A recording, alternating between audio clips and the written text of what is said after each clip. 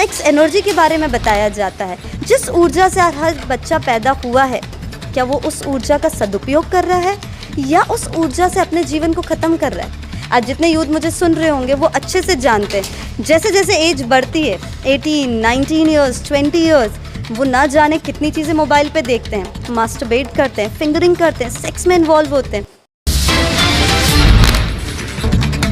नमस्कार, आपकी जन अदालत न्यूज़ से मैं हूं इस समय सेजवानी धाम में, जहां पर परम पूज्य परमाला जी के सानिध्य में यूथ डेवलपमेंट को, यूथ का ब्रेन किस तरीके से डेवलप होगा ये सिखाया जाता है और देश को कैसे ऊर्जावान बनाया जाए। इस पृथ्वी पर परमाला जी का जो उद्देश्य को आगे बढ़ा रही है परम पूजनीय माँ गार्गी जी, आपकी जन अदालत न्यूज़ के एक्सक्लूसिव इंटरव्यू में आज हमें विस्तार से बताएंगे किस स्थान का यूथ इस समय आपको देख रहा है और कहीं ना कहीं यूथ भटक रहा है, खुद का विकास नहीं कर पा रहा है और उसके सर्वांगीण विकास को देखा जाए तो किस तरीके से वो अपने आप को डेवलप कर सकता है और उस पृथ्वी पर उसका जन्म हुआ है तो किस उद्देश्य को लेकर हुआ, उसे क्या करना चाहिए, कैसे अपने आप को विकसित कर पाए। मेरे अकॉर्डिंग जो मैं समझती हूँ एज ए यूथ में भी, कि हर यूथ ख़त्म होगा, बर्बाद होगा, क्योंकि जो बेस है, जो नींव है, वो किसी को नहीं पढ़ाई जा रही है। तो यूथ, आने वाला यूथ दिशाविहीन होगा, ये तो पक्की बात है, क्योंकि जो बेस है आज एक भी यूथ को नहीं पता वो जन्म कैसे लेता है, उसकी मृत्यु क्यों होती है, उसे जो जीवन मिला है 7 to 80 ईयर्स का करना क्या है। वो अपनी पढ़ाई को अपना जीवन मान रहा है और वो जीवन नहीं हो सकता है। पूज्य परमाला जी से भी मैंने पहली बार यही समझा कि एक यूथ क्यों भटक रहा है, क्यों आज हर यूथ इतना ज़्यादा ड्रग्स एडिक्ट हो रहा है, इतना ज़्यादा पार्टीज़ कर रहा है। आज हर यूथ क्यों चाहता है बहुत पैसा कमाऊं और पैसे से लोगों को ये बताऊं कि मैं कुछ हूँ। वो क्यों चाहता है मालिकियत करना इस वर्ल्ड पे, वो क्यों अल्कोहल लेना चाहता है। उस सब का रीज़न है क्योंकि उसे अपनी कीमत नहीं पता, उसे अपनी वैल्यू नहीं पता। पूज्य परमाला जी यहाँ बेस पे वर्क करते हैं। वो बेस क्या है यहाँ बताया जाता है, उस सेक्स एनर्जी के बारे में बताया जाता है। जिस ऊर्जा से हर बच्चा पैदा हुआ है, क्या वो उस ऊर्जा का सदुपयोग कर रहा है या उस ऊर्जा से अपने जीवन को ख़त्म कर रहा है। आज जितने यूथ मुझे सुन रहे होंगे वो अच्छे से जानते हैं, जैसे जैसे एज बढ़ती है 18, 19 ईयर्स, 20 ईयर्स, वो ना जाने कितनी चीज़ें मोबाइल पे देखते हैं, मास्टरबेट करते हैं, फिंगरिंग करते हैं, सेक्स में इन्वॉल्व होते हैं। इन सब चीज़ों से क्या उनके जीवन में शांति बढ़ रही है या अशांति, वो खुद जानते हैं। फिर क्यों हर दिन वो करना चाहते हैं, क्यों जिस एनर्जी से वो पैदा हुए उसको इतना बर्बाद कर रहे हैं। ये यहाँ बताया जाता है कि उस एनर्जी को ट्रांसफॉर्म करके आपको क्या करना है, विजन क्या होता है। आई थिंक जब वो आएंगे और यहाँ पर वो प्रैक्टिकल्स करेंगे तो इस चीज़ को डेप्थ में समझ पाएंगे कि एकमात्र ऊर्जा है आपके भीतर, सेक्स एनर्जी। चाहो तो उस ऊर्जा को ख़त्म कर दो, चाहो तो उस ऊर्जा से अपने पूरे ब्रेन को डेवलप कर लो। आपके पास चाबी है, पर क्या प्रयोग है, क्या टेक्निक्स है, उसको समझने के लिए समय देना होता है। जैसे अपने स्कूल में पढ़ाई करते हो आप, तो डॉक्टर बनने के लिए इतने साल देते हो और डॉक्टर बन के निकलते हो, वैसे अपनी लाइफ को डेवलप करने के लिए थोड़ा समय दीजिए, डेफिनेटली आप में ट्रांसफॉर्मेशन आएगा और हर यूथ को एक बेहतर दिशा मिलेगी। सेक्स एनर्जी को डेवलप कैसे कर सकते, कैसे उसको सुरक्षा कवच बनाएं अपन?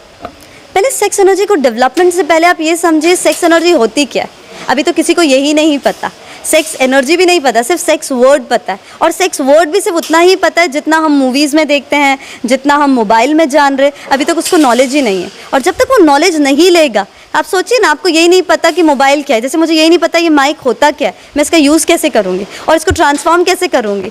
तो सेक्स एनर्जी को ट्रांसफॉर्म करना या उसको समझना वो तब हो पाएगा जब आप इसको समझने की थोड़ी कोशिश करोगे। इसको ट्रांसफॉर्म तब कर पाओगे जब इसको समझोगे।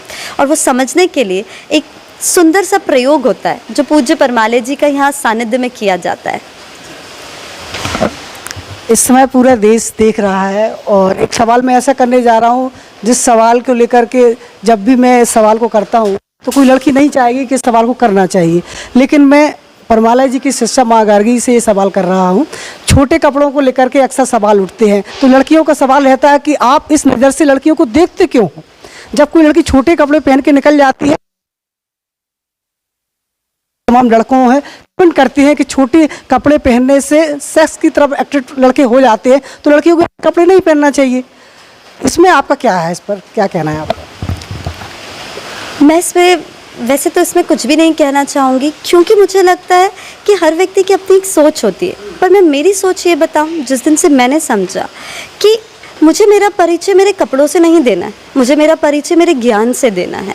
मुझे नहीं पता तमाम लोग क्या सोचते हैं, मुझे लगता है जैसी हमारी वाइब्रेशंस होती है वैसे लोग हमें उस तरह से देखते हैं। तो बात है कि मुझे ऐसा लगता है, और मुझे लगता है कि उस चीज़ को अगर कोई प्रयोग करे जो मैंने अपने जीवन में करा, कि मेरे जीवन में जो एक सबसे बड़ी चीज़ मुझे समझ जाए कि मुझे जब कोई पहली बार देखे तो मेरे फिजिकल बॉडी को नहीं देखे, वो मेरे नॉलेज से अट्रैक्ट हो, और वो नॉलेज से ही मेरे जीवन का एक परिचय हो, मेरी पहचान मेरा नॉलेज बने, ना कोई मेरे कपड़े या मेरा कोई आभूषण बने। तो आप इसको किस तरीके से देखेंगी? आप इसके खिलाफ जाना चाहेंगी या पक्ष में जाना चाहेंगी, क्या है? मुझे ऐसा लगता है मैं किसी के भी कुछ बारे में वो बोलना ही नहीं चाहूँगी, ना पक्ष में ना उसके विपक्ष में, क्योंकि हर व्यक्ति अपने एक जगह पे खड़ा है। अब वो किस तरह से क्या चीज़ देख रहा है, वो क्यों बोल रहा है, वो उसकी सोच है। मैं अपने पे वर्क कर रही हूँ और मैं अपनी सोच जानती हूँ। मैं जानती हूँ जब मैं छोटे कपड़े पहनती थी तो मेरी क्या विचारधारा थी, और आज मैं जब अपने कपड़ों को बदल रही हूँ तो मेरी विचारधारा क्या है। मैं एक लक्ष्य के लिए इसको कर रही हूँ। एक व्यक्ति बिना लक्ष्य के अपने कपड़े बदलेगा भी तो उसका कोई उद्देश्य नहीं है। मेरे पास एक स्पष्ट लक्ष्य है और उस लक्ष्य को ध्यान में रखते हुए मैं अपने कदम बढ़ा रही हूँ। तो मुझे नहीं पता उन तमाम लोगों के बारे में जिनके लिए आप पूछ रहे हैं, उनका लक्ष्य क्या है जीवन का मुझे नहीं पता, पर मैं अपने लिए ज़रूर कह सकती हूँ कि मेरा लक्ष्य एकदम स्पष्ट है कि मैं मेरे जीवन में क्या सोचती हूँ। परमालय जी के आप सानिध्य में रह रही हैं, हिंदुस्तान के लिए, इस पृथ्वी के लिए परमालय जी का क्या लक्ष्य है? परमालय जी का पूछे, परमालय जी का एक ही लक्ष्य है कि हमने जो जन्म लिया है वो जन्म क्यों लिया है, ये मनुष्य देह क्यों प्राप्त की है, अपने आप को डेवलप कर सके। कोई भी मनुष्य इसलिए जन्म नहीं लेता है कि वो बीमारी में खेलता रहे या वो बीमारियों का घर बने। आज आप देखिए ना, एज के साथ साथ व्यक्ति जीवन जी नहीं रहा है, बीमारियों का घर बन रहा है। सिर दर्द, कमर दर्द, ये दर्द, दर्द ही दर्द, दवाइयाँ उसका जीवन बनी है। परमालय जी का लक्ष्य है कि आप अपनी अंतिम संभावनाओं को छुओ, हर घर में आनंद हो, हर घर में उत्सव हो, उल्लास हो, परिवार में पैसे की वजह से लड़ाई ना हो, परिवार में ऊर्जा का माहौल हो। परमालय जी का लक्ष्य कि पूरी पृथ्वी पर ऐसे आनंद के बीज बोए और हर घर इस उत्सव में डूबे। क्या सेजवानी धाम भी कभी हिंदुस्तान बन सकता है? क्यों नहीं बनेगा, 100% बनेगा। आप लोगों का सहयोग चाहिए, क्यों नहीं बनेगा। तो आप चाहेंगे कि सेजवानी धाम जैसे छोटे छोटे केंद्र पूरे देश में विकसित हों, जिससे अपना देश जो है ऊर्जावान बने? मुझे ऐसा लगता है ऐसे केंद्रों की ज़रूरत नहीं है, आपका घर ही मंदिर बने। मतलब ये एक स्कूल है, इसका नाम है परम आलय द ईसोटेरिक टेम्पल।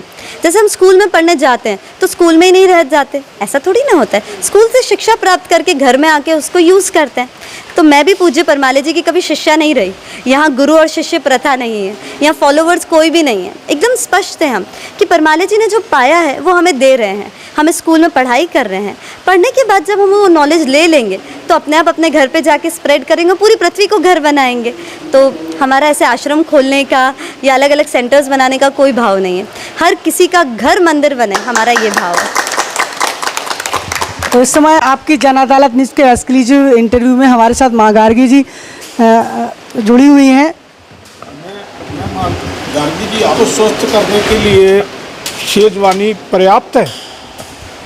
नहीं, हम लोग जो यहाँ अभियान चला रहे हैं वो बेसिकली इस तरह से है कि हम लोग एक रेसिडेंशियल कैंप करते हैं और नॉन रेसिडेंशियल करते हैं। तो जो नॉन रेसिडेंशियल कैंप्स होते हैं वो हम हर शहरों में जाके करते हैं।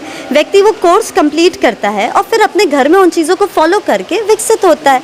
तो आई थिंक इस तरह से आपको भी लगता है कि इस तरह के होना चाहिए तो आप हमें कॉन्टैक्ट कर सकते हैं। हम आपके शहर में आएंगे, जैसे यहाँ पर आप देख सकते हैं ग्वालियर शहर से आए हैं, यूपी में लगा रहे हैं, तो उन शहरों के लोग आपके पास आएंगे, आपको वो सूत्र बताएंगे, आप उसे अपने आप डेवलप करेंगे और अपने घर पर रह के आप कर सकते हैं। सबके लिए संभव है। और देखिए, प्रयास आज नहीं तो कल करना होगा। नेगेटिव चीज़ों के लिए इतनी पब्लिसिटी हो रही है, अच्छी चीज़ के लिए क्यों नहीं? और हम अच्छी सोच क्यों ना रखें? क्यों नहीं होगा? क्यों नहीं हम बदल सकते? हम इतना जुनून ही नहीं रखेंगे तो होगा कैसे? नहीं, मैं समझती हूँ पूरी पृथ्वी बदलेगी और हम उसमें बिल्कुल प्रयास रहते हैं। सेजवानी धाम की तरफ से मुझे नहीं लगता कि इस सवाल से पूरा समाधान हो जाएगा, लेकिन एक दैनिक जीवन को अपनाया जाए जिससे हम अपने ब्रेन को अच्छा बना सकें और कुछ ऐसा कर सकें जिससे हमारा जीवन जो है जिसके लिए हम आए हैं वो पूर्ण हो सके। तो एक अच्छा जीवन जीने के लिए एक सुप्रभात से लेकर के शाम तक का किस तरीके से हमारा रूटीन होना चाहिए जिससे हम अपने आप को बेहतर कर सकें। मैं इसके लिए एक ही चीज़ कहना चाहूँगी भैया कि मुझे लगता है कि प्रवचन नहीं प्रयोग, मैं जितना बोलूँगी सुनने वाला सुनेगा और बोलेगा हाँ हमें पता है। मुझे लगता है जब वो हमारे साथ आके जिएंगे तो वो जानेंगे हम बोल क्या रहे। यहाँ जीना, जैसे अभी आप यहाँ आए तो आप जी रहे हैं तो आपको कितना अलग लग रहा है। यही बात अगर आपको कोई बोलता तो शायद वो फील नहीं होती। मैं आपको धन्यवाद दे रही हूँ कि आपके सहयोग से उन तक ये हवा पहुँचेगी, उन तक ये मैसेज पहुँचेगा कि ऐसी कोई जगह है जहाँ वो विकसित हो सकते हैं, जहाँ अपने जीवन के लिए वो सोच सकते हैं। पर मुझे लगता है उन्हें आके हमारे साथ जीना होगा। प्रवचनों में वो मज़ा नहीं आएगा जो प्रयोगों में आनंद आएगा। तो मैं उन सब लोगों को आमंत्रित करना चाहूँगी, अपने जीवन से अपने लिए थोड़ा सा समय निकाले, जिए हमारे साथ, और यहाँ जो जिए फिर जीवन भर अपने घर पे जाके करे। गुड़ मीठा होता है, बोलने से नहीं होगा, उसको चखाना होगा। तो हम उस चखाने के लिए आमंत्रित कर रहे हैं सभी को। आखिरी प्रश्न है, अब मानवता गिरी है, विकृति बढ़ी है, ऐसी स्थिति में हम हॉस्पिटल को एक 5 स्टार का रूप दे रही हैं। आप देखिए वो सुविधा दी जा रही है, इससे मानव आकर्षित होगा हॉस्पिटल की तरफ। ये मानव जात के लिए शुभ है। और 71 फाउंडेशन इसमें कहाँ कारगर सिद्ध होगा? देखिए, मुझे लगता है हर साधन का साधन की तरह उपयोग होना चाहिए। हॉस्पिटल एक बहुत सुंदर साधन है, क्योंकि आज कोई इमरजेंसी आती है तो व्यक्ति को तत्काल रिलीफ देने के लिए हॉस्पिटल बहुत ज़रूरी है। पर मैं उस मनुष्य को जिम्मेदार ठहराऊंगी जो उस साधन पे अटक रहा है। साधन तो होना ही चाहिए। अगर एयरपोर्ट नहीं होगा, रेलवे स्टेशन नहीं होगा, हॉस्पिटल्स नहीं होंगे, मेडिसिन नहीं होंगे, ये सब साधन है मनुष्य के विकास के लिए। साधन से आप साध्य तक पहुंच सकते हैं। ये हमारी मिस्टेक है कि हम उस पर अटक रहे। आपको एक मेडिसिन मिली ताकि आपको अभी कुछ प्रॉब्लम हुई है, तुरंत रिलीफ के लिए आपको एक मेडिसिन दी, पर ये आपकी कमज़ोरी है कि अब आप अपनी जड़ पे नहीं जा रहे हो, बीमारी क्यों हुई, और हर दिन मेडिसिन लेते जा रहे हो। तो ये अपनी कमज़ोरी देखें। मुझे लगता है अगर हर व्यक्ति ये जिम्मेदारी ले कि वो अपनी मिस्टेक्स देखेगा तो ऐसी कोई चीज़ें होगी नहीं। मुझे लगता है कोई भी गलत नहीं। सबसे बड़ी गलती है कि हम अपने आप को नहीं समझ पा रहे। आप साधन को दोष देंगे, उससे होगा क्या? मुझे लगता है साधन कभी गलत नहीं है, और मेरी नज़रों में साधन गलत नहीं है। साधन का तो उपयोग होना ही चाहिए, पर उन साधनों पे नहीं अटके। जैसे मेडिसिन बहुत अच्छी चीज़ है, पर ये बात रखना कि मेडिसिन में जीवन भर लूँगा, उस व्यक्ति को ठीक करना पड़ेगा। उसके ब्रेन में कुछ मिस्टेक है, क्यों जीवन भर लेना होगी? आपको कोई प्रॉब्लम आई है, आपने उसका लिया। जैसे आप एक बैंक से लोन लेते हैं, आपके अगर कुछ बिजनेस में लॉस हुआ है तो आप बैंक से लोन ले रहे हो, तो लोन लेने के बाद आप अपनी स्थिति को बेहतर करते हो कि अगली बार लोन ना लेना पड़े। ना कोई ये स्थिति हो जाती है कि हर बार हम लोन पे ही जाएंगे। वैसे आपकी बॉडी में कुछ कमी हुई है, मेडिसिन सप्लीमेंट्स लेके आपने उसको कवर किया, उसके बाद ये तो आपकी कमज़ोरी है कि आप मेडिसिन पर डिपेंडेंट हो रहे हैं। तो मैं उन साधनों को तो धन्यवाद ही दूंगी। मैं उन मनुष्यों को बोलूँगी कि थोड़ा बेहतर हो, साधन पे अटके नहीं, साधन से साध्य तक पहुँचे, अपने लक्ष्य तक पहुँचे। सन टू ह्यूमन फाउंडेशन की तरफ से आपका क्या मैसेज है, और इस फाउंडेशन से जुड़ने के लिए हम किस तरीके से जुड़ सकते हैं और यहाँ पर आकर के हम अपने जीवन को खुशहाल बना सकते हैं? सन टू ह्यूमन फाउंडेशन सूर्य से मनुष्य जुड़ा हुआ है। ये एक बहुत ही अद्भुत प्रयोगशाला है। यहाँ प्रवचन नहीं, प्रयोग कराए जाते हैं right food, right exercise and right meditation पे। यहाँ कोई डिस्कोर्सेस नहीं होते, कोई प्रवचन नहीं होता है। पूज्य परमालय जी ऐसे प्रयोग कराते हैं जिससे पहले तल पर आपकी शारीरिक बीमारियां किसी भी प्रकार की वो ठीक होती है। जिसे हम कहें आपके मूलाधार केंद्र को मजबूत करते हैं, उसके बाद आपके भीतर साहस पैदा करते हैं स्वादिष्ठान चक्र पे। उसके बाद आपके भीतर तीसरा मनन की प्रक्रिया बढ़ाते हैं, जिससे मननमय कोश या मननमय केंद्र सक्रिय होता है। चौथा अनाहत चक्र के भीतर भाव पैदा करते हैं। पांचवा आनंद, जो स्वभाव में आप आ सके, उसके कुछ प्रयोग कराए जाते हैं। एक बहुत अद्भुत प्रयोगशाला है जो कहती है कि जिस ऊर्जा से आपका जन्म हुआ है, जिसे हम बायो एनर्जी कहते हैं, जिसे आज की भाषा में सेक्स एनर्जी कहते हैं, उस एनर्जी को आप ट्रांसफॉर्म कर अपने ब्रेन तक लेके आए, उस ब्रेन को जागृत करें और जीवन को समृद्ध करें। इनका उद्देश्य एक ही है, हर घर में प्रेम पैदा हो, हर घर में खुशहाल हो, घर में बच्चे माता पिता से जुड़े। आज जो बच्चे और माता पिता का प्रेम हो, प्रेम नहीं है, सिर्फ लड़ाई है। अगर पापा पैसे देना से बंद कर दे, एक बच्चा शायद उनसे रिश्ता तोड़ने तक का सोच ले। हम जिससे जन्म लेते हैं उनके लिए फीलिंग्स नहीं रही, तो कैसे वो फीलिंग्स पैदा हो? कैसे माता पिता जो मेरे अंश, मैं जिनकी अंश हूँ, जो मेरे अंशी है, उनसे एक बॉन्ड बने। ये पूरा प्रयोग उसका है। जो खुद से जुड़ा है वो परिवार से क्यों नहीं जुड़ेगा? जो खुद से जुड़ा है वो समाज से क्यों नहीं जुड़ेगा? जो खुद से जुड़ा है वो देश से क्यों नहीं जुड़ेगा? जो अपने लिए अच्छा करेगा वो समाज के लिए क्यों नहीं करेगा? वो देश के लिए क्यों नहीं करेगा? तो ये ऑर्गेनाइजेशन ना कोई सिर्फ अपने लिए सोच रही है, बाकी देश के लिए, समूह के लिए, हर एक के लिए सोच रही है और सबका विकास होगा अगर आप इसके प्रयोग करेंगे तो। धन्यवाद। बहुत बहुत धन्यवाद। तो ये इंटरव्यू आपको कैसा लगा? माँ गार्गी जी आपकी जन अदालत न्यूज पर सीधा सेजवानी धाम से हमारे साथ जुड़ी हुई थी। सेजवानी धाम से आप संपर्क कर सकते हैं, नीचे मोबाइल नंबर में फ्लैश कर रहा हूँ, उस नंबरों पर आकर के आप कांटेक्ट करेंगे तो आप सीधा जुड़ सकते हैं। जुड़े रहिए आपकी जन अदालत न्यूज पर, फिर किसी बड़ी शख्सियत के साथ हम फिर हाजिर होंगे। तब तक के लिए नमस्कार, धन्यवाद। लिमिटेड, रंग है तो जीवन है। Stay home, stay safe. Admission open. Admission open. Admission open in Kids Care Central School, Daboh. कक्षा नर्सरी से कक्षा 8 तक। Kids Care Central School Daboh, कक्षा नर्सरी से कक्षा 8वीं तक। English medium school. अपने बच्चों के उज्जवल भविष्य के लिए आज ही एडमिशन दिलाएं। Kids Care Central School Daboh में। हमारा पता खजूरी तिराहा, लाहौर रोड, दबोह, जिला भिंड, मध्य प्रदेश। अधिक जानकारी के लिए संपर्क करें। मोबाइल नंबर 9303464636 और 8817073600। Admission open. Admission open. 270806। Kids Care Central School Daboh, कक्षा नर्सरी से कक्षा 8 तक। Kids Care central